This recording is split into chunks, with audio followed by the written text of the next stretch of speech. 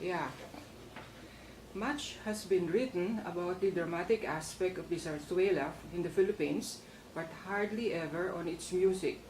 More often than not, a zarzuela was noted down as the work of only the librettist rather than the joint attempt of both the librettist and the composer. Indeed, this has become an unfortunate fallacy because the zarzuela would not be what it is without its music. The misconception that the composer works for rather than with a librettist stems from the fact that the librettist often accompanied also the roles of administrator, troupe organizer, dramatic director, and coach. Except in rare cases, he usually kept the manuscript copies of both the librettist and the music because he was responsible for subsequent presentations. In connection, I would like to quote Dr. Antonio Molina, composer of the music for the zarzuela Ana Maria. I found this among the Severino memoirs and collections.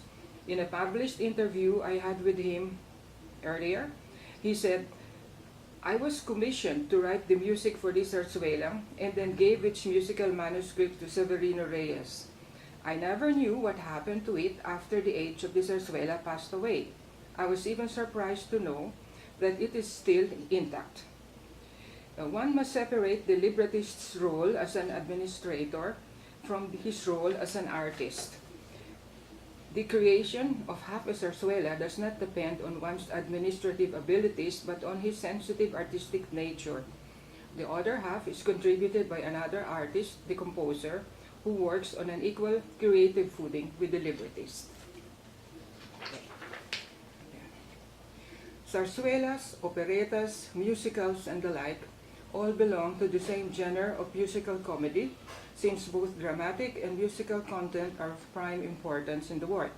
For that matter, the extensive involvement of music in these theater forms is what really distinguishes them from strictly dramatic presentations. In other words, both drama and music must be of artistic significance. From the foregoing, it must be clearly understood that works which contain a smattering of music accompaniments or even incidental music may not be classified as zarzuelas or operettas. For example, the singing of a folk song or the inclusion of a few traditional Christmas carols in a play does not automatically make it a zarzuela or an operetta.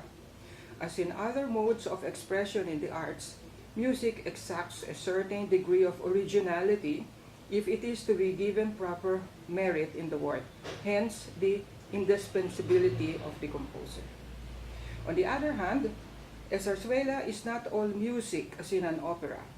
Essentially and in a nutshell, if the drama in an operetta is presented by way of an alternation between recitative and aria, in the zarzuela, this alternation is between spoken dialogue and aria.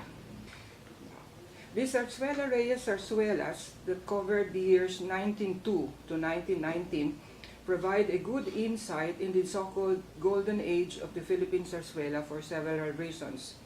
First, by way of his Ang Kalupi and Walang Sugat, both with music by Fulgencio Tolentino, Severino Reyes reintroduced the possibilities of the zarzuela as an art form to the Filipino theater.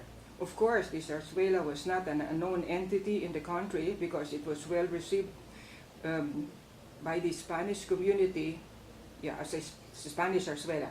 However, earlier attempts to adapt the zarzuela to the local setting had other purposes rather than to create a creditable art form.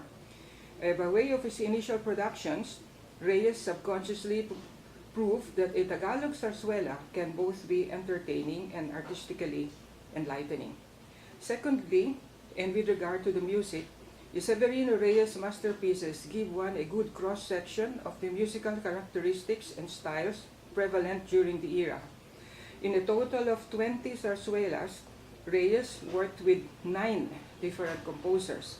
Of course, each of them incorporated his own individual imprint in his works. Nevertheless, general tendencies remain to be observed. And now regarding the thing I mentioned earlier about Lukso ng Dugo, well, I can mention it here. Pedrito Reyes, son of Severino Reyes, recounted in an interview that Lukso ng Dugo was not well received because its music was on a high level, a higher level than what the audience of 1909 could have appreciated. But tastes change with the years.